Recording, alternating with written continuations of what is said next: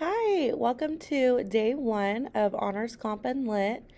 I am so excited to be back to school. I'm sure it's going to be different, but it's going to be good. So you'll see a start here, day one activities, and you'll see a welcome video from me. That's actually just a PowerPoint that goes over who I am.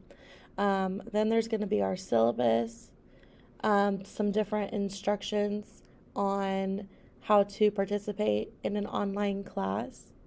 And then there is an activity called Getting to Know Each Other. And this is where you're going to introduce yourself to me, upload a photo to your Canvas so that when you post things, I can see who it is posting, just like I have my picture so you can see when I post to you. And then you'll do a discussion board post to introduce yourself to your classmates.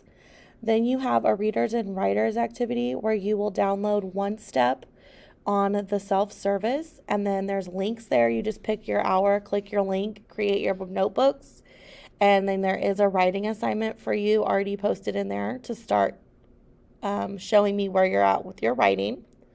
And then we do have our launching unit up, which is what kind of reader and writer are you? Why is reading important?